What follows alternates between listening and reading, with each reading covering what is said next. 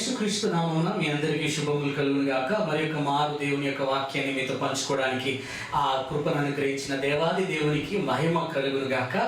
దేవుడు ఎంతో గొప్పవాడు. ఆయన మనందరితో మాట్లాడడానికి ఆయన ఇష్టపడుతున్నాడు. ఈరోజు ఆయన మనతో మాట్లాడుతున్న యొక్క మాట, ఎందుకు నీవు చింతిస్తున్నావు? Why are you worrying about your life? ఈ చింత అనేది మన జీవితంలో భయాన్ని పుట్టించడం, కలవరం కలగచేయడం, విశ్వాసం లేకుండా చేస్తూ మనం దేన్ని పొందుకోకుండా చేస్తుంది. కనుక దేవుడు మనతో అన్నాడు, నువ్వు ఎందుకు చింతిస్తున్నావు? చింతించుట మానివేసి నీ చింత యావత్తు నా మీద వేయండి అని చెప్పాడు. చింతలు పలు రకాలుగా ఉంటున్నాయి. కొంతమంది దేహముల గురించి చింతపడుతున్న వారు అంటున్నారు, ఏమి తిందుమో, ఏమి త్రాగుదుమో, ఏమి ధరించుకుందుమో అనే చింతతో ఆవేదన పడుతున్నారు. యేసుక్రీస్తు మత్తయి సువార్త 6వ అధ్యాయంలో 25 వచనాల్లో ఆయన అంటున్నాడు, మీరు ఏమి తిందుమో, ఏమి త్రాగుదుమో, ఏమి ధరించుకుందామో అని దేవుని గుర్చెను, ప్రాణమును గుర్చెను చింతపడవద్దు. కానీ ఆకాశ పక్షులను చూడండి, అవి విత్తవవి కోయవు, వాటికంటే బహుశ్రేష్టమైన మీరు మీ పరలోకపు తండ్రి మీకు ఏది అవసరం ఆయన తెలుసు అని ఆయన చెబుతూ చింతపడవద్దు అని ఆయన సెలవిచ్చిన వాడు వింటున్నాడు. కొంతమంది ధనమును గురించి చింత, సంపదలు సంపాదించాలనే యొక్క చింత, మరి కోరికలు తీర్చబడాలని యొక్క చింత, రకరకాల చింత, కుటుంబ పోషణను గురించి చింత, పిల్లలను గురించి చింత, భవిష్యత్తును గురించి చింత, వివాహాలను గురించి చింత, రకరకాల వ్యక్తులను గురించి చింత, సంబంధాలను గురించి చింత, మరి అనేకమైన సమస్యల చేత మనుషుడు చింతపడుతూనే ఉన్నాడు. చింత నిజానికి భయాన్ని పుట్టిస్తుంది, నిజానికి నీ విశ్వాసాన్ని దొంగిలిస్తుంది. చింత నీ జీవితంలో ప్రకంపనలను సృష్టిస్తూ అల్లజడి వాతావరణాన్ని కలిగిస్తూ ఉన్నది. కనుక నీవు చింతించడం మానివే. దేవుని యొక్క ఉద్దేశం నువ్వు చింతపడడం ఆయన యొక్క ఉద్దేశం కాదు. నువ్వు సంతోషంగా ఉండాలని, క్షేమంగా ఉండాలని, నీ జీవితాన్ని ఆనందించాలని, శ్రేష్టమైన జీవితాన్ని నువ్వు జీవించాలని ఆయన కోరుకొంచున్నవాడు అంటున్నాడు. కనుక ఆయన అంటున్నాడు, మొదటి పేతురు 5:7లో, మిమ్మును గురించి ఆయన చింతిస్తున్నాడు కనుక మీ చింత యావత్తు నా మీద వేయండి అని చెప్పాడు. కనుక నీవు చింతించడం మానివే. చింత యొక్క పదాన్ని మనం గ్రీక్ లో చూస్తూ ఉన్నట్లయితే మెరిన్ నావో అని చెప్పబడుచున్నది. To be troubled the cares of the world. ఈ లోకంలో ఉన్న యొక్క విషయములను గురించి, జరగబో విషయాలను, జరగాల్సిన విషయాలను గురించి బహుగా ఆరాటపడుతూ, ఆతృత పడుతూ, కలవరపడడం, ఎలా జరుగుతుందో, ఎట్లా జరగాలో, ఏమి జరగాలో అనే యొక్క మరి ఆలోచనలతో నింపబడే యొక్క విషయమై ఉంటున్నది. అనగా దేవుని యొక్క బిడ్డలుగా నీవు నేను చింతించవద్దు. ఈ లోకంలో జరిగే విషయాలను గురించి, దేనిని గురించి చింతపడవద్దు. నీకేం కావాలో ఆయనకు తెలుసు, ఎప్పుడు కావాలో ఆయనకు తెలుసు, ఎంత కావాలో ఆయనకు తెలుసు. కానీ ఆయన యందు విశ్వాసం ఉంచేటట్టుగా నువ్వు చూడాలి, నీ జీవితాన్ని కట్టుకోవాలి. రెండోదిగా, ఈ చింత అనే యొక్క పదం యొక్క అర్థాన్ని మనం గ్రహిస్తున్నట్లయితే, to be distracted, to be divided or to be deviated from the main issue, main concept, main focus. నువ్వు కేంద్రీకృతం చేయాల్సిన వాటి మీద నుండి నీ మనస్సును మళ్లించడము. ఉదాహరణకు, మనం యేసుక్రీస్తు యొక్క బిడ్డలమై ఉండి మనం దేవుని మీద ఫోకస్ చేయాల్సిన వారము సమస్యల మీద ఫోకస్ చేసే యొక్క పరిస్థితి మరి కల్పింపబడుతుంది. అందుచేతనే మనం చింతిస్తూ ఉన్న వారమే అంటున్నాం. పేతురు యొక్క జీవితంలో మనం గమనిస్తూ ఉన్నట్లయితే, పేతురు ఆయన ఎంతగానో మరి యేసయ్య వైపు చూస్తూ ఉన్నప్పుడు, ఆ సముద్రం మీద ఉన్నప్పుడు, యేసయ్య వైపు చూసినంతసేపు సమస్యను సముద్రం మీద నడుస్తూ వచ్చాడు. కానీ ఎప్పుడైతే ఆ సమస్య వైపు చూశాడు, ఆయన ఫోకస్ దేవుని మీద నుండి ఈ యొక్క సముద్రం మీద పెట్టాడో, సమస్య మీద పెట్టాడో, మునిగిపోసాగాడు. కనుక జీవితంలో నీవు చింతలను మరి కలిగి ఉన్నప్పుడు, సమస్యల మీద ఎక్కువ కేంద్రీకృతం చేస్తూ దేవుడు నీ చింతలను బాపేవాడని నువ్వు గ్రహించకపోయినట్లయితే నీ జీవితంలో చింతలు అధికమవుతూనే ఉంటాయి. ఆ చింతలు నీ ప్రాణాన్ని ఉసిరి గొలుపుతూనే ఉంటాయి. కనుక నీ జీవితంలో దేవుని యొక్క బిడ్డగా చింతించడం మానివే. దేవుడు అన్నాడు, నీ చింత యావత్తు నా మీద వేయి, నీ చింతలను నేను భరించడానికి సిద్ధంగా ఉన్నానని దేవుడు చెప్పాడు. చింత నిన్ను కలవడానికి గుర్చేయడమే కాదు, నిష్ఫలుడిగా చేస్తూ ఉన్నది. ఈ యొక్క గ్రీక్ యొక్క పదం యొక్క అర్థాన్ని మనం గమనించుకున్నట్లయితే, మత్తయి సువార్త 13వ అధ్యాయంలో యేసయ్య చెప్పాడు, ఒక వ్యక్తి ఆ పొలంలో మరి విత్తనాలు చల్లడానికి వెళ్ళాడు. అక్కడ మనం గమనించు ఉన్నట్లయితే, విత్తనాలు విత్తుచున్న కొన్ని విత్తనాలు ఆ యొక్క ముళ్ళ పొదలో పడ్డాయి. బైబిల్లో ఈ విధంగా సెలవిస్తుంది. మత్తయి సువార్త 13వ అధ్యాయం 22వ వచనము, ముళ్ళ పొదలో విత్తబడిన వాడు వాక్యం వినువాడే గాని ఐహికమైన విచారము అనగా చింతలు, ధనమోహము ఆ వాక్యమును అణిచివేయును గనుక వాడు నిష్ఫలుడగును. చింత నిన్ను నిష్ప్రయోజుడుగాను, మరి నిష్ఫలుడిగాను చేస్తూ ఉన్నది. ఎందుకనంటే ఇక్కడ మనం గమనిస్తున్నట్లయితే ఆ యొక్క ముళ్ళ పొదలో పడ్డ యొక్క విత్తనం ఎదగలేకపోయింది. ఎందుకు అంటే విచారాలు, చింతలు ఎక్కువైపోయినాయి కనుక ఆ చింత అణిచివేసింది కనుక ఎదిగింపలేకపోయారు. చింత నీ జీవితంలో నేను ఎదగకుండా, దేవుని దీవెనలు పొందుకోకుండా, మంచి నేలన పడిన విత్తనం వలె ఫలింపబడకుండా నేను అణిచివేస్తుంది ఈ ఐహికమైన విచారములు. అందుచేతనే చింతించడం మానివేయాలి. ఎందుకు నీవు చింతించాలి? దేవుని యొక్క బిడ్డ వేయండి, దేవుని ఎరిగిన యొక్క వ్యక్తి వేయండి. నీవు ఎందుకు చింతించాలి? చింతించడం నీకు తగదు. దేవుడు అన్నాడు, నీ చింత యావత్తు నా మీద వేయండి అని చెప్పాడు. ఎవరు చింతిస్తారు? దేవుని మీద నుండి తమ దృష్టిని మళ్లించిన వారు, దేవుని యొక్క వాక్యమును సరిగా అర్థం చేసుకునే వారు, ఇదిగో వారు మాత్రమే చింతలకు గురైన వారుగా ఉంటున్నట్టుగా మనం గమనించవచ్చు. ఇంకా ఎవరు చింతలకు గురవుతారు అంటే దేవుని చేత నడిపింపబడని ప్రతి వ్యక్తి కూడా, దేవుని ఆత్మ చేత నడిపింపబడని ప్రతి వ్యక్తి కూడా చింతిస్తూనే ఉంటాడు. ఎందుకంటే తన జీవితాన్ని తానే నడిపించుకోవాలనే యొక్క ఉద్దేశంతో ఉన్నాడు కనుక, తాను సమస్తాన్ని సమాలించుకోవాలన్న యొక్క దృక్పథంతో ఉన్నాడు కనుక ఎవరి సహాయాన్ని పొందుకోవడానికి ఇష్టం లేడు. కానీ తానే అన్నిటినీ చక్కదిద్దుకోవాలనుకొని తాను తన జీవితాన్ని నడిపించుకుంటున్నాడు కనుక తప్పనిసరిగా చింతించుతూ ఉంటాడు. బైబిల్లో ఒక మాటను మనం చూస్తున్నట్లయితే, దేవుడు నీకు సహాయకుడు, ఆయన నిన్ను నడిపించు నాయకుడై ఉన్నాడు. అయితే మన జీవితాన్ని దేవునికి ఇచ్చినప్పుడు మాత్రమే మన జీవితము చింతలో నుండి దూరము చేయబడుతూ ఉంటున్నాము. కనుక ఒక పడవ ఉన్నట్లయితే ఆ పడవకు దిక్సూచి ద్వారానే అది చక్కగా ఏ దిశలోనికి వెళ్ళాలి అన్నది నిర్ధారించబడుతుంది. ఒకవేళ ఒక వ్యక్తి ఆ దిక్సూచి లేకుండా పడవను నడుపుచున్నట్లయితే ఏ దిక్కున వెళ్తున్నాడో అర్థం కాక అయోమయమైన పరిస్థితి ఉంటుంది. అలాగనే నీ జీవితంలో దేవుని చేత నడిపింపబడినట్లయితే నువ్వు ఎక్కడికి వెళ్లకుండా అక్కడే సముద్రంలో అయోమయకరమైన పరిస్థితుల్లో నీవు కొట్టుమిట్టాడుతున్న యొక్క వ్యక్తిగా ఉంటావు, చింతపడుతూనే ఉంటావు. ఎందుకో తెలుసా? నువ్వు దేవుని చేత నడిపింపబడట్లేవు. దేవుని చేత నువ్వు నడిపింపబడినంత కాలము చింతిస్తూనే ఉంటావు. ఎవరు చింతిస్తూ ఉంటారు అంటే దేవుని యొక్క గొప్పతనాన్ని, దేవుడు తాను సమస్తాన్ని కంట్రోల్లో ఉంచుకుంటూ ఉన్నాడు అని, ఇదిగో సమస్తము తన స్వాధీనంలో ఉన్నదని గ్రహించని వారు చింతపడుతూనే ఉంటారు. ఎంతకాలం నువ్వు చింతపడతావు అని అంటే, దేవుడు నీ సమస్య మీద ఆధిపత్యము కలిగి ఉన్నాడని, సమస్యలను పరిష్కరించేవాడని, సమస్తము తన చిత్త ప్రకారంగానే జరిగింపబడుతున్నదని నీవు నమ్మనంత కాలం చింతపడుతూనే ఉంటావు. అందుచేత దేవుని యొక్క బిడ్డగా నీవు గ్రహించాల్సింది ఏమిటి అని మనం గ్రహిస్తున్నట్లయితే, దేవుడు సమస్తాన్ని తన స్వాధీనంలో ఉంచుకున్నవాడై ఉంటున్నాడు. సర్వ సృష్టి ఆయనకు లోబడుతుంది. ఏది కూడా ఇదిగో ఆయనను సర్ప్రైజ్ చేసే విధంగా ఉండదు. సమస్తము ఆయన కలుసనలోనూ జరుగుతున్నాయి కనుక ఆయన సమస్తాన్ని చక్కదిద్దగలుగుతాడు.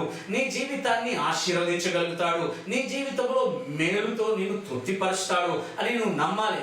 God is in control of my life. God is in control of my situations. Nothing will surprise my God because he is more powerful than the nature, he is more powerful than the problems of this world. ఈ సమస్యలన్నిటి మీద ఆయన సార్వభౌమత్వం కలిగిన, అధికారం కలిగిన వాడని గ్రహించాలి. ఒకనాడు శిష్యులు యేసుతో ప్రయాణమై వెళ్తూ ఉన్నారు. ఆ సముద్రంలో వెళుతూ ఉన్నప్పుడు ఈదరి నుండి ఆ దానికి వెళ్ళాలని ప్రయత్నం చేస్తున్నప్పుడు అకస్మాత్తుగా మధ్యలో పెను తుఫాను గాలి వచ్చింది. అదిగో అక్కడ చింతకు కారణమైపోయింది. ఆ తుఫాను వారిని చింతలోనికి నెట్టివేసింది. ఇదిగో భయపడిపోయి భయాందోళన చెంది, ప్రభా మేము నశించిపోతున్నామని దిగువ భాగంలో ఉన్న యేసే దగ్గరికి వెళ్ళి ప్రభువును తట్టి లేపుచున్నారు. ప్రభా మేము నశించిపోతున్నాం, నీకు చింత లేదా అంటే ప్రభు లేచి గద్దించి అల్ప విశ్వాసులారా అని చెప్పుచు ఆయన అదిగో లేచి గద్దించినప్పుడు అది నిమ్మలమైనది. దేవుని యొక్క జీవితంలో కూడా నువ్వు గ్రహించాల్సిన ఒక విషయం ఏమిటి అనంటే, దేవుడు నీ పరిస్థితిని నిమ్మలపరచగలుగుతాడు. దేవుడు నీ సమస్యలకు సమాధానం ఇవ్వగలుగుతాడు. ఆయన సృష్టితో మాట్లాడినప్పుడు సమస్తం నిమ్మలమైపోయింది. ఆయన నీ చింతలు, నీ సమస్యలతో మాట్లాడినప్పుడు ఆయన సమస్తాన్ని సమాధానపరచగలిగిన గొప్ప దేవుడని నువ్వు ఉన్నట్లయితే నువ్వు చింతించలేవు. ఎప్పుడైతే ఈ విధంగా ఆలోచన చేయవో నువ్వు చింతిస్తూనే ఉంటావు. ఒకవేళ నీ జీవితంలో సంపూర్ణమైన విశ్వాసంతో లేకపోయినట్లయితే, నువ్వు పూర్ణమైన విశ్వాసాన్ని నీవు దేవుని మీద పెట్టలేకపోయినట్లయితే, కాస్త విశ్వాసం లోకంలోను, కాస్త డాక్టర్ల మీద, కాస్త మనుషుల మీద, కాస్త దేవుని మీద పెడుతూ ఉన్నప్పుడు నీ విశ్వాసం కొద్దిగా ఉంటుంది, అల్పమైన విశ్వాసం ఉంటుంది. కనుక అల్పమైన విశ్వాసం కూడా చింతన శోధనకు గురి చేసే ఒక విధంగా ఉంటూ ఉన్నది. ప్రేమైన దేవుని బిడ్డలారా, నీవు గ్రహించాల్సిన ఒక విషయము, చింతించేవాడు ఎవడు అనంటే అన్య జనులు చింతించువారై ఉంటూ ఉన్నారు. వారు ఎందుకు చింతిస్తున్నారంటే వారికి సహాయం చేసే నాదుడు లేడు, సజీవమైన దేవుడిని ఎరగని వారు రక్షించే రక్షకుడు లేడు. వారికి ఏ మాత్రం కూడా సహాయం చేసే వ్యక్తి లేడు కనుక వారు చింతపడుతున్నారు. కానీ నీ జీవితంలో అలా కాదు.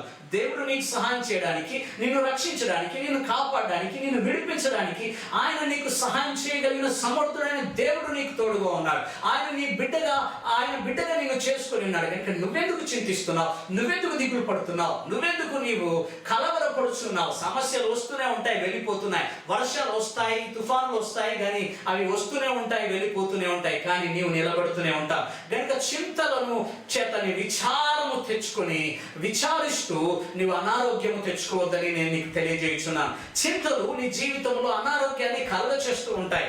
ఎక్కువగా నువ్వు చింతిస్తూ ఒక విషయాన్ని పదే ఆలోచన చేస్తున్నప్పుడు నీ ఇమ్యూన్ సిస్టమ్ కాంప్రమైజ్ అయిపోతుంది. ఆ ఇమ్యూన్ సిస్టమ్ కాంప్రమైజ్ అయిపోయినప్పుడు నీ యొక్క శరీరము రోగ నిరోధక శక్తి కోల్పోయి అప్పుడు అనేకమైన రోగగ్రస్తుడిగా మారుతావు. నీ నోట్లో కురుపులు అవుతూ ఉంటాయి, నీ శరీరంలో నొప్పులు అవుతుంటాయి, నీ కడుపులో నొప్పి, ఇదిగో ఒళ్ళంతా నొప్పులు అయి ఉంటూ ఉంటాయి. అనేకమైన రకరకాల రోగాలకు ఇదిగో అది దారితీస్తుంది. అందుచేత ఎందుకు నీవు చింతించాలి?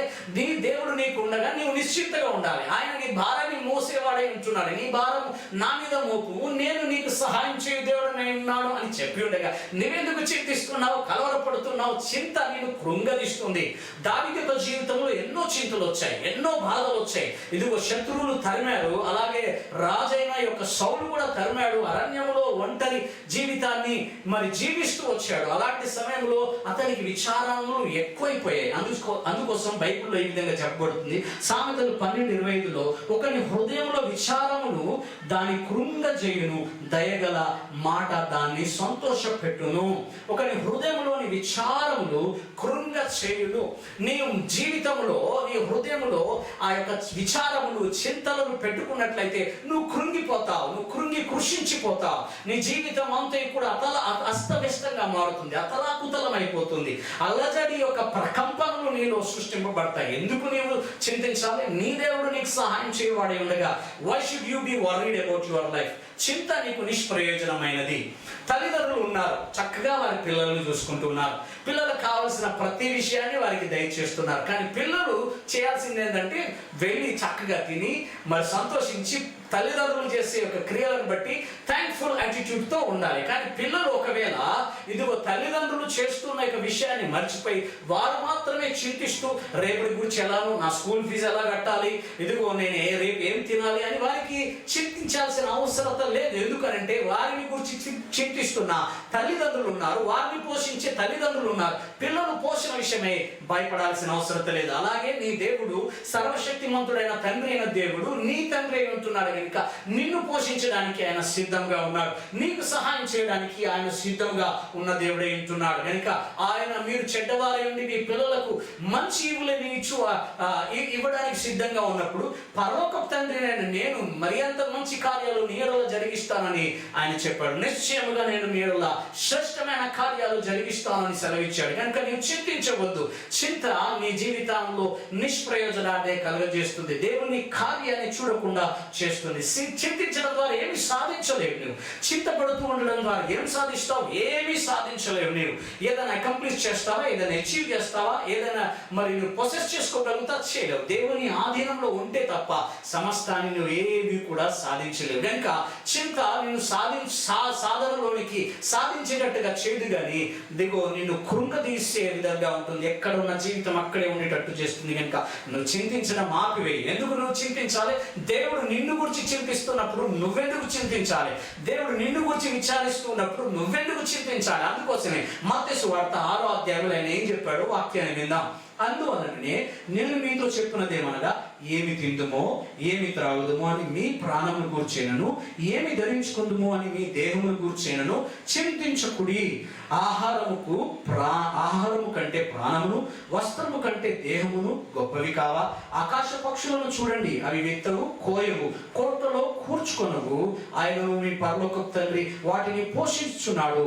మీరు వాటి కంటే బహుశ్రేష్ఠులు కారా? మీలో ఎవడు చింతించడం వలన తన ఎత్తును మూరెడెక్కువగా చేసుకొనగలడు. మత్తయి సువార్త 6:25 నుండి 27 వచనాల్లో చూస్తున్నాం. ఏమి తిందుమో, ఏమి త్రాగుదుమో, ఏమి ధరించుకుందుమో అని మీ దేవుని గురించి, మీ ప్రాణమును గురించి మీరు చింతించవద్దు. ఆకాశ పక్షులను చూడండి, అవి ఎంత ఏమీ సమకూర్చుకోవు, అవి విత్తవో వికోయవు, కానీ వాటిని పోషించేవాడు మీ పరలోకపు తండ్రి అంటున్నాడు. మీరు వాటికంటే బహుశ్రేష్టమైన వారు అని అంటున్నారు. సర్వ సృష్టిలో దేవుడు నిన్ను బహుశ్రేష్టమైన వాడిగా, బహు ప్రాముఖ్యమైన వ్యక్తిగా, ఆయన ఈ యొక్క ఘనమైన వ్యక్తిగా నేను ఏర్పాటు చేశాడు. అందుచేతనే సమస్తాన్ని నీ పాదముల క్రింద పెట్టాడు. సమస్తం మీద ఆయన నీకు ఆధిపత్యాన్ని ఇచ్చాడు. నరుడు ఏ పాటి వాడు అని కీర్తనకారుడు 8వ అధ్యాయంలో 4 నుండి 8 వచనాల్లో చూస్తున్నట్లయితే అని అంటున్నాడు. ఇదిగో దేవుడి కంటే నేను కొద్దిగా తక్కువగా చేసితివి, ఇదిగో ఆ సమస్త సృష్టి మీద నీవు అతనికి అధికారం ఇచ్చితివి, అతన్ని ఏలుబడి చేయుటకు నీవు అట్టి కృపలను నీవు మానవునికి దయచేతివి అని అంటున్నాడు. అంటే దేవుడు నిన్ను ప్రాముఖ్యమైన వ్యక్తిగా భావించాడు. ఆయన దృష్టిలో నువ్వు ఒక శ్రేష్టమైన వ్యక్తివి. ఎందుకు అనంటే ఆయన నిన్ను ప్రేమించుతున్న వాడేంటూ ఉన్నాడు. ఆయన పోలిక చొప్పున నువ్వు సృష్టింపబడిన వాడేంటూ ఉన్నావు. దేవుని యొక్క పోలికలో నీవు ఉన్నావు కనుక ఆయన నీకు సహాయం చేయవాడేంటున్నాడు. నువ్వు చెట్టు పోలిక కాదు, పుట్ట పోలిక కాదు, పాము నక్క కుక్క పోలిక కాదు, కానీ నీవు దేవుని సాక్షాత్తు దేవుని పోలిక ఉంటున్నావు కనుక దేవుడు తన పోలికలో సృష్టింపబడిన నిన్ను సహాయం చేయడానికి ఆయన ఎంతో సంసిద్ధతతో ఉన్నవాడే అంటున్నాడు. కనుక నీవు కలవరపడని అవసరం లేదు, నీవు దిగులు పడని అవసరం లేదు. నిన్ను ప్రేమిస్తున్నాడు కనుకనే, నీ గురించి ఆయన చింతిస్తున్నాడు కనుకనే నీ చింతను ఆయన తొలగించడానికి తన ప్రియ కుమారుడైన యేసుక్రీస్తును నీవు నశించుకోకుండా నీ భారాన్ని, నీ దుఃఖాన్ని, నీ యొక్క వ్యాధులను, నీ బలహీనతలను భరించడానికి ఆ యేసయ్యను పంపించాడు. చూసావా ఎంత చక్కగా నిన్ను ప్రేమిస్తున్నాడో, నీవు ఆయన దృష్టికి ఎంత గరుడవై ఉన్నావో. తన ప్రియ కుమారుడైన ఏకైక కుమారుడైన యేసయ్యను నీకు ఇవ్వడానికైనా వెనకకు తీయకుండా ఆయన నిన్ను విడిపించడానికి, రక్షించడానికి, కాపాడడానికి, నీ విచారములను తొలగించడానికి ఆ నాయకుడైన యేసయ్యను, ఆ దేవుణ్ణి నీ వద్దకు పంపించాడంటే ఎంతగా ప్రేమిస్తున్నాడు, ఎంతగా నీవు ఆయన దృష్టిలో నీవు శ్రేష్టమైన వ్యక్తివో గ్రహించాలని నేను నీకు తెలియజేస్తున్నాను. ప్రేమైన దేవులారా, నీ కోసం సమస్తాన్ని సృష్టించాడు. ఆకాశం నుండి వర్షమును, ఋతువులను, సమస్తమును, మేలులను దయచేయుచున్న వాడై ఉంటున్నాడు. కనుక నీవు, నేను, మనందరము గ్రహించాల్సింది ఏమిటంటే ఆయన నీ కొరకు గొప్ప ప్రణాళికలు కలిగి ఉన్నాడు. నీవు ప్రణాళికలు వేసుకుంటూ, రచించుకుంటూ, ఎలా చేయాలి అలా చేయాలని విచారిస్తూ, కలవరపడుతూ, బంబెలెత్తుతూ, ఎలా జరుగుతుందో ఏమైపోతుందో అని కలవరపడిన అవసరం లేదు. నీ కొరకు గొప్ప ప్రణాళికలు ఆయన కలిగి ఉన్నాడు. అనాది సంకల్పంలోనే ఆయన నిన్ను ఏర్పాటు చేసుకున్నాడు. తన కుమారుడైన యేసుక్రీస్తులో నీవు ఉండునట్లుగా ఆయన ముందుగానే నిర్ణయించుకొని ఉన్నాడని ఎఫెసీ 1వ అధ్యాయంలో నుండి మనం చూస్తున్నాం. కనుక దేవుడు నిన్ను ఏర్పాటు చేసుకొని ఆయన నీకు సహాయం చేసి ఆయన నీకు ప్రణాళికలు రచించున్నాడు. He knows every details of your life. He has a very planned detail for your life. ఎందుకు నీవు చింతిస్తున్నావు? నీ జీవితంలో చక్కగా ఆయన నీకు ఏం కావాలో అలాంటి ప్రణాళికలు నీకు రచించి ఉండగా నువ్వు నిశ్చింతగా ఉండి ఆ ప్రణాళికలను రిసీవ్ చేసుకుంటూ దేవుని చిత్తాన్ని గ్రహిస్తూ ఆయనను స్తుతించినట్లయితే నీవు చింతించవు. గనుక నీ చింత యావత్తు ఆయన మీద వేయము. ఆయన నిన్ను పట్టించుకుంటున్నాడు. ఎందుకు చింతిస్తావు? నిన్ను పట్టించుకునే వారు ఎవరు లేరు, నాకు సహాయం చేసే వారు ఎవరు లేరు, నన్ను ఆదరించే వారు లేరని ఎందుకు కలవరపడతావు? ఎందుకు చింతిస్తూ ఉంటావు? నీ దేవుడు నీకు తోడుగా ఉన్నాడు, నిన్ను పట్టించుకుని వాడే వింటూ ఉన్నాడు. బైబిల్లో ఈ విధంగా ఆయన చెప్పాడు. మత్తయి సువార్త 6వ అధ్యాయం 30వ వచనంలో, ఈ రోజు ఉండి రేపు పొయ్యిలో వేసి పొలములోని గడ్డిని దేవుడు ఎంతగా అలంకరిస్తుంటే అల్ప విశ్వాసులారా ఆయన మరింతగా మిమ్మును అలంకరిస్తాడు కదా అంటున్నాడు. ఆ యొక్క రేపు వరకు ఈ రోజు పూసి రేపు పొయ్యిలో వేయబడే యొక్క గడ్డిని అంత చక్కగా దేవుడు అలంకరించి సౌందర్యంగా, బ్యూటిఫుల్ గా, అమేజింగ్ గా దేవుడు సృష్టిస్తూ అలంకరించినట్లయితే నీ జీవితాన్ని ఇంకా శ్రేష్టంగా అలంకరించడా, నీ జీవితాన్ని ఇంకా శ్రేష్టమైన మధురంగా చేయడా? ఎందుకు నీకు అల్ప విశ్వాసంతో ఉన్నావు అని దేవుడు నిన్ను ప్రశ్నిస్తూ ఉన్నాడు. ఆయన నిన్ను గురించి ఆలోచన చేస్తున్నాడు. నీకు సహాయం చేయడానికి, నిన్ను దీవించడానికి, నిన్ను కాపాడడానికి, నిన్ను నిలబెట్టడానికి ఆయన ఎల్లవేళలా నీ గురించి ఆలోచన చేస్తున్నాడు. కనుక నీకు ఏమేమి కావాలో నేను ఇది చేయాలి, అది చేయాలి నువ్వు ఆలోచన చేయకు. నా యేసయ్య నువ్వు ఆలోచన చేయడం ప్రారంభించు, ఆయన మీద మనసు ఉంచు, ఎందుకంటే ఆయన మాత్రమే నిన్ను పట్టించుకుంటున్నాడు. దేవుని బిడ్డ, దేవునికి మహిమ కలుగునుగా. ఒక గొర్రెల కాపరి వలె ఆయన నిన్ను కాయవాడై ఉంటున్నాడు. బైబిల్లో నుండి చక్కగా యెషయా గ్రంథంలో నుండి మనం చూస్తున్నట్లయితే 40వ అధ్యాయం 11వ వచనంలో ఒక గొర్రెల కాపరి ఆయన తన మందను మేపునట్లుగా ఆయన నిన్ను నన్ను మేపువాడై ఉంటున్నాడు. ఒక గొర్రెల కాపరి తన అరచేతులలో ఇదిగో చేతులతో గొర్రె పిల్లలను ఎత్తుకొని రొమ్మున ఆనుకున్నట్టుగా నిన్ను నన్ను ఎత్తుకొని వాడై ఉంటున్నాడు. ఇదిగో ఆయన మోసి పాలించేవాడుగా నడిపించే, నెమ్మదిగా నడిపించే దేవుడిగా ఉంటున్నాడు. కనుక ఎందుకు భయపడుతున్నావు? ఎందుకు కలవరపడుతున్నావు? ధైర్యం తెచ్చుకో. ఎలాంటి పరిస్థితుల్లో కరోనా కాదు, కరోనాక బాప్ వచ్చినా కూడా నువ్వు భయపడాల్సిన పనేం లేదు. దేవుడు నిన్ను ప్రేమిస్తూ ఉన్నాడు. దేవుని యొక్క చిత్తం నీ ఎడల జరిగించబడుతుంది. ఇదిగో ఏది కూడా దేవుడిని ఆశ్చర్యపరిచేది ఏదీ లేదు. కనుక దేవుడు నిన్ను ప్రేమిస్తున్నాడని గ్రహించు. గొర్రెల కాపరి వలె నిన్ను కాయవాడై ఉన్నాడు. గొర్రెల కాపరి ఏం చేస్తాడండి? ఇది గొర్రెలను తీసుకొని వెళ్తాడు, చక్కని మేత మేపేయడానికి పచ్చిక బయలులోనికి నడిపిస్తాడు, చక్కని శాంతికరమైన జలం ఎదుగు నడిపింపజేస్తాడు. ఇదిగో గొర్రెకు చక్కగా అభిషేకం చేస్తుంటాడు, అంటే నూనెతో తన గాయాలన్నిటి కట్టేస్తూ ఉంటాడు.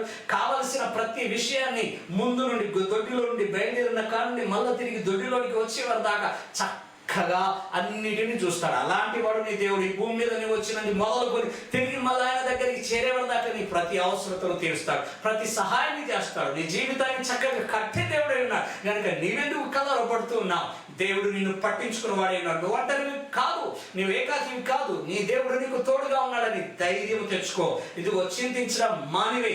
ఎందుకు చింతించాలి? నీ దేవుడు నిన్ను గురించి చింతిస్తూ ఉండగా నీవెందుకు చింతనకు గురి కావాలి? ఒక గొర్రెల కాపరి ఏం చేస్తాడు? తన గొర్రెలను ఆదరిస్తూ ఉంటాడు. ప్రేమైన దేవుని బిడ్డలారా, అందుచేతనే నిన్ను నన్ను కూడా దేవుడు ఆదరించేవాడై ఉన్నాడు. దావీదు చూస్తున్నట్లయితే దావీదు యొక్క జీవితంలో ఎంతో సమస్యలను ఎదుర్కొన్నాడు. రాజు చేత, శత్రువుల చేత, చుట్టుపక్కల ఉన్న దేశాల చేత అనేకమైన సమస్యలు వస్తున్నప్పుడు అరణ్యంలో పరిగెత్తుకొని ఒంటరిగా ఉంటూ కొండల్లో, లోయల్లో, గుహల్లో ఉంటున్నప్పుడు తాను ఎంతో చింతిస్తున్న సమయంలో ఆయన చెప్పిన మాట ఏమిటో తెలుసా? నా అంతరంగంలో ఎన్నో విచారాలు వచ్చి హెచ్చగా ఇదిగో దేవుని యొక్క మాటే నన్ను ఆదరించి. దేవుని వాక్యం నీకున్నది, దేవుని వాగ్దానాలు నీకున్నాయి. ఆదరించడానికి, నేను నీ జీవితాన్ని కట్టడానికి నువ్వెందుకు చింతించాలి? నువ్వెందుకు కలవరపడాలి?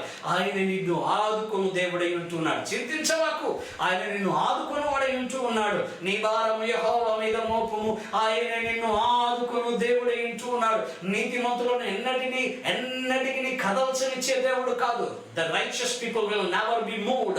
Cast your case upon the Lord Jesus Christ and He will take care of your life. Why are you so worried about situations that are happening around your life? God is in control of your, my brother. God is in control of your life. Take care, cheer up. God loves you. God loves you. దేవుడు నిన్ను ప్రేమిస్తున్నాడు. God wants to save you. దేవుడు నిన్ను ఆదుకునేవాడై ఉంటున్నాడు. యెహోషాపాతు కూడా ఎలాంటి పరిస్థితి వచ్చింది? 3 దేశాల నుండి 3 చుట్టుగా మాకు మరిగా వచ్చారు, వచ్చి యుద్ధం చేస్తున్నారు, తిష్ట వేశారు. అక్కడ ఏ దిక్కు పోవాలయ్యా అర్థం కాని ఒక పరిస్థితిలో యేసయ్య దిక్కే అనుకున్నాడు. దేవుని వైపు చూశాడు. యెహోవా మా దేవా అని ప్రార్థన చేయడం ప్రారంభించాడు. దేవుని వైపు తన దృష్టిని మళ్లించాడు. చూడండి, అద్భుతం జరిగాయి. దేవుడు అన్నాడు, నువ్వు భయపడాల్సిన అవసరం లేదు నా కుమారుడా, నేను నీ పక్షమున నేను యుద్ధం చేస్తాను. The battle belongs to the Lord. I am going to fight for you. Don't you worry about anything, my son అని చెప్పాడు. అప్పుడు ప్రియమైన దేవుని బిడ్డలారా, దేవుని అద్భుతాన్ని యెహోషువ రాజు చూసిన వాడై ఉంటున్నాడు. ఆదుకున్నాడు. తన చింతలో నుండి దేవుడు విడిపించాడు. నిన్ను విడిపించడా? నీకు సహాయం చేయడా? ఎందుకు కలవరపడుతున్నావు? ఎందుకు చింతిస్తున్నావు? యెహోషాపాతు రాజును దేవుడు కాపాడినట్టుగా, ఆదుకున్నట్టుగా నిన్ను ఆదుకుంటాడు. నీ ప్రతి అవసరతను తీరుస్తాడు. ఆయన వాగ్దానం చేయలేదా? ఫిలిప్పీయులకు రాసిన పత్రిక 4వ అధ్యాయం 19వ వచనంలో చూస్తున్నట్లయితే, కాగా దేవుడు తన మహిమైశ్వర్యం చొప్పున ఇదిగో ప్రతి అవసరతను తీర్చువాడై ఉన్నాడు. My God shall supply all my needs according to His riches and glory in Christ Jesus' name. He is going to help you in many ways. దేవుని ప్రతి అవసరతను అనేకమైన రీతులుగా ఆయన నీకు సహాయం చేయవాడై ఉన్నాడు. కనుక నువ్వు భయపడకు, చింతించబాకు, కలవరపడకు. ఎందుకు నువ్వు చింతించాలి? నీ దేవుడు నీకు తోడుగా ఉన్నాడు. మిమ్మల్ని గురించి చింతించుతున్నాను కనుక మీ చింత యావత్తు నా మీద వేడి అని చెప్పాడు దేవుడు. ఇంకా కింది వచనాల్లో మనం చూస్తున్నట్లయితే మత్తయి సువార్త 6వ అధ్యాయంలో దేవుని యొక్క వాక్యంలో చూస్తున్నట్లయితే 33వ వచనం, కాబట్టి మీరు ఆయన రాజ్యమును ఆయన నీతిని మొదట వెదుకుడి, అప్పుడు అవన్నీ మీకు అనుగ్రహింపబడును. చింతించడం ఆపివి. ఇవన్నీ ఏం కావాలో లిస్ట్ దేవుడు చెప్పాడు. నీ జీవితం గురించి చింతపడుతున్నావు, నీ దేహం గురించి చింతపడుతున్నావు, నీ ప్రాణం గురించి చింతపడుతున్నావు. ఇదిగో ఆకాశ పక్షులను చూడు, ఇదిగో గడ్డి పువ్వులు చూడు, అవి ఎంత చక్కగా పోషింపబడుతున్నాయి, ఎంత చక్కగా అలంకరింపబడుతున్నాయి. నీ పరలోక తండ్రి నిన్ను పోషించువాడే ఉన్నాడు, ఎందుకు చింతిస్తున్నావు అని చెప్తూ ఇదిగో కాబట్టి ఆయన అంటున్నాడు, మీరు ఆయన రాజ్యమును మొదట వెదకాలి అని అంటున్నాడు. నీ మొదట ఈ యొక్క వెతుకులాట ఈ లోకంలో ఉన్న వాటి మీద వెతుకుతున్నట్లయితే నువ్వు చింతిస్తుంటావు, నువ్వు విచారిస్తూనే ఉంటావు. when you try to seek the things of this world, when you want to have these worldly things, you will always have this anxiousness in your spirit. But when you look to God, దేవుని వైపు చూసినప్పుడు ఇదిగో నీకు కావలసినవన్నిటినీ దేవుడు ఆయన నీకు దయచేవాడై ఉంటూ ఉన్నాడు. వెదకాలి. ఒక వ్యక్తి, యేసయ్య చెప్పిన ఉపమానంలో ఒక వ్యక్తి ఒక బంగారు నాణాన్ని పోగొట్టుకున్నట్లయితే ఇదిగో తాను ఆ గదంతా ఊడ్చి ఇదిగో వెతికి దాన్ని కనుగొన్నప్పుడు ఎంత సంతోషిస్తూ ఉంటాడో, అలాగనే దేవుని సన్నిధిని వెదకడం ప్రారంభించాలి. దేవుని సన్నిధిని నువ్వు వెదకడం ప్రారంభించినప్పుడు దేవుడు తప్పకుండా నీకు సహాయం చేయవాడై ఉంటూ ఉన్నాడు. దావీదు అంటున్నాడు, ఇదిగో నేను నీ ఎడల దృష్టి గొలుచున్నాను, యెహోవా సన్నిధి నేను ఎప్పుడు కనబడదు, ఆయన మందిరంలో నివాసము చేయగొలుచున్నాను నా జీవిత కాలం అంతే అని అన్నాడు. అలాంటి వెతుకులాట నీకు కావాలి. ఎప్పుడైతే దేవుని వెతుకుతావో అప్పుడు తప్పకుండా దేవుడు నిన్ను దీవించు వాడై ఉంటూ ఉన్నాడు. ప్రియమైన దేవుని బిడ్డ, ఇదిగో దావీదు మరి దేవుని సన్నిధిని వెతికాడు, హెజికియా దేవుని సన్నిధిని వెతికాడు, దేవుని యొక్క జవాబును పొందుకున్న వాడు ఏంటున్నాడు. చింతించకుండా చింతనను మానివేసి నువ్వు ప్రార్థన చేయడం ప్రారంభించు. దేవుని గురించి చింతపడకుడి కానీ ప్రతి విషయంలోనూ ప్రార్థన, విజ్ఞాపన, యాచనలతోనూ కృతజ్ఞతాపూర్వకంగా మీ విన్నపములను తెలియజేయండి. Be anxious for nothing, but everything in prayer and in supplications. Requesting to God, make known to your request. నీ రిక్వెస్ట్ అన్ని కూడా దేవునికి తెలియచేయుడి అని చెప్తున్నాడు. అందుచేత దేవుని యొక్క బిడ్డలుగా మనం ప్రార్థన చేయాలి తప్ప మనం ఎప్పుడు కూడా మరి కలవరపడాల్సిన అవసరం లేదు. హన్నా యొక్క జీవితంలో మనం చూస్తున్నట్లయితే తన జీవితంలో ఎంతో విచారం ఉంది. పిల్లలు లేరనే ఒక బాధ తన జీవితాన్ని మరి కలిచివేసింది, తన జీవితాన్ని పిండేసింది, నొక్కి పెట్టినట్టుగా ఉంది తన జీవితం అంతా కూడా. అలాంటి సందర్భంలో దేవుని వైపు చూసింది, దేవుని సన్నిధానానికి వచ్చింది, ప్రార్థన చేసింది. హన్నా తన హృదయాన్ని కుమ్మరించింది, చింతించడం ఆపివేసి ప్రార్థన చేయడం ప్రారంభించినప్పుడు అద్భుతం జరిగింది. She has received a miracle. తన యొక్క జీవితంలో తన శ్రేష్టమైన దీవెనను పొందుకోగలిగినది ఆ ప్రార్థన జీవితం ద్వారా ఆమె కలిగి ఉన్నది, పొందుకోగలిగింది. నీ జీవితంలో కూడా ప్రేమైన దేవుని బిడ్డ నువ్వు చేయవలసింది ఏమిటి అంటే నీవు మరి దేవుని సన్నిధిలో ప్రార్థన చేయడం ప్రారంభించు. చింతించడం మానివేసి ప్రార్థన చేయడం ప్రారంభించు. Stop being anxious, but pray. Start praying. Begin to start praying. God loves you so much. God wants you to be lifted up high, and He never lets you down, for He cared for you. God is so wonderful. దేవుడు నిన్ను ప్రేమిస్తున్నాడు. ఆయన ప్రేమ అత్యద్భుతమైనది కనుక నువ్వు చింతించవద్దు అని నేను నీకు మరొకసారి సెలవిస్తున్నాను. ఆయన ఆదరించే దేవుడు కనుక ఆయన వైపు చూడు. ఆయన సహాయం చేసి నీ అవసరతలు తీర్చేవాడు కనుక ఆయన వైపు విశ్వసించు. దేవుని గట్టిగా హత్తుకో. Look to Jesus and He will take care of everything in your life. He knows what to and when to and how to be given. God bless you. దేవుని నిన్ను దీవించిన గాక. ప్రార్థన చేసుకుందాం. ప్రభువానికి స్తోత్రాలు, వందనాలు ప్రభువా. ఇదిగో ప్రతి ఒక్క వాక్యం వింటున్న ప్రతి ఒక్క బిడ్డను దీవించండి ప్రభు. వారి అవసరతలన్నీ తీరుస్తున్నా, వారికి ఉన్న సమస్యల నుండి విడిపించడానికి నువ్వు సిద్ధంగా ఉన్నావు. ఎప్పుడు ప్రభు ఇదిగో వారు నిన్ను చూస్తుండగా, నీ అందు విశ్వాసం ఉంచుతుండగా, నేను వెతుకుచుండగా, నీకు ప్రార్థన చేయుచుండగా ఇదిగోనైనా నీ వారి చింతలన్నింటిలో నుండి విడిపిస్తున్నందుకై నీకు వందనాలు, స్తుతులు, స్తోత్రములు చెల్లిస్తూ యేసు నామములో వేడుకుంటున్నాను తండ్రి. ఆమేన్.